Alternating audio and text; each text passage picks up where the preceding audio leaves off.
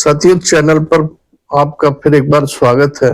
दोस्तों, हमारी Hindi film industry में शिल्पा शेट्टी और उनके पति राज कुंद्रा अभी 5 दिन पहले ही वृंदावन में संत प्रेमानंद जी महाराज की शरण में पहुंचे थे और अपनी परेशानियां से घबरा कर उस संत जी से आशीर्वाद मांग रहे थे कि हमारा जीवन कैसे सुखमय बीते, कैसे हम सुख शांति से रहें। तो संत जी ने कहा कि नाम जप करें, 24 घंटे में कम से कम 10,000 नाम जप तो करना ही चाहिए। अपने आचरण शुद्ध रखें, नशा से दूर रहें। और शिल्पा शेट्टी के जो पति है राज कुंद्रा, उनका तो एक चेहरा वहां ऐसा देखने को मिला कि वो कितने बड़े दानवीर हैं। उन्होंने संत जी से कहा कि आपकी दोनों किडनी फेल हैं, मैं अपनी एक किडनी आपको देना चाहता हूं, मेरी एक किडनी आप स्वीकार करें। संत जी ने बड़े आभार सहित उनको मना किया। ये जो चेहरा वहां राज कुंद्रा का नजर आया, इससे ऐसा लगा कि कितना सरल हृदय, कितनी दयालु प्रवृत्ति के राज कुंद्रा हैं। दोनों पति पत्नी हैं। और उसी दिन मुंबई में दोनों के खिलाफ 60 करोड़ रुपए की धोखाधड़ी का केस दर्ज हो रहा था और दोनों की जेल जाने की रास्ता बन रहा था। एक तरफ तो दोनों संत की शरण में थे, आशीर्वाद मांग रहे थे सुबह 6 बजे, और वहीं मुंबई में उनके खिलाफ 60 करोड़ रुपए की धोखाधड़ी का केस दर्ज हो रहा था। और ये केस दर्ज करा रहे थे दीपक कोठारी और उनके वकील। दीपक कोठारी मुंबई के रहने वाले और वो एक लोटस फाइनेंशियल सर्विसेज लिमिटेड करके कंपनी है, उसके निदेशक हैं, वो उसको चलाते हैं। ये कंपनी फाइनेंस करती है। उन्होंने अपनी तहरीर में जो बताया वो मैं आपको बता रहा हूं। उन्होंने बताया कि मैं शिल्पा शेट्टी और राज कुंद्रा को नहीं जानता था, एक राजेश आर्य करके व्यक्ति हैं जिनको मैं जानता था, और वही इन दोनों को मेरे पास लाए। राजेश आर्य के माध्यम से ही मैं इन दोनों के संपर्क में आया। ये दोनों मेरे पास आए और इन्होंने कहा कि हमारी best deal TV product private limited करके एक कंपनी है, हम अपने व्यापार को बढ़ाना चाहते हैं, हम टीवी प्रोडक्ट बेचते हैं, हमारा ऑनलाइन भी प्लेटफॉर्म है। और इन्होंने 75 करोड़ रुपए के लिए आवेदन हमारी कंपनी में किया। जब तक आवेदन की प्रक्रिया चल रही थी, लोन सैंक्शन होने की प्रक्रिया चल रही थी, तब तक इन लोगों ने ऑफिस में आना जाना जारी रखा। मुझे अपने घर पे बुलाते थे, लंच कराते थे, डिनर कराते थे, 5 स्टार होटलों में ले जाते थे, वहां लंच डिनर कराते थे। मिलना जुलना बदस्तूर जारी रहा। हमारी कंपनी ने इनके व्यवहार को देखते हुए 60 करोड़ रुपया सैंक्शन कर दिया और इनके खातों में 2 किस्तों में ट्रांसफर भी कर दिया।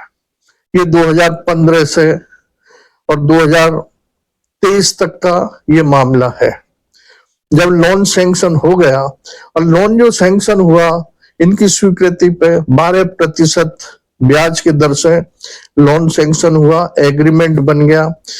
पर्सनल गारंटी के रूप में शिल्पा शेट्टी ने अपनी गारंटी दी, क्योंकि वो फिल्म हीरोइन रही हैं, अब भी अदा कदा फिल्मों में काम करती हैं, विज्ञापन फिल्मों में काम करती हैं, स्टेज शो काम करती हैं, विदेशों में स्टेज शो देती हैं, और बच्चों के टीवी कार्यक्रम होते हैं उनमें ये जज भी बनती हैं। तो उनकी पर्सनल गारंटी मान ली गई। इसके बाद तुरंत ही शिल्पा शेट्टी ने, जिस कंपनी में ये निदेशक थी, जिसको हमने 60 करोड़ रुपया लोन दिया था, उससे इस्तीफा दे दिया, रिजाइन कर दिया, और उस कंपनी को दिवालिया घोषित कराने की प्रक्रिया शुरू कर दी। दीपक कोठारी ने आगे बताया कि जब हमारे संज्ञान में ये बात आई तो हमने अपना पैसा मांगना शुरू किया। जब पैसा मांगना शुरू किया तो इन्होंने बहाने बनाने शुरू कर दिए कि अभी देंगे, अभी राज कुंद्रा अश्लील फिल्मों की शूटिंग के उसमें घिर चुके हैं, कानूनी पछड़े में, FIR दर्ज हो चुकी है, जेल चले गए हैं, उनकी बेल करानी है। इस तरह कर करके इन्होंने टाइम खींचा और 2015 से लेकर अब 2025 आ गया, इन्होंने कोई पैसा हमको नहीं दिया। 5 साल के लिए वो लोन लिया गया था, लोन की मूलधन भी नहीं लौटाई और ब्याज भी नहीं लौटाया।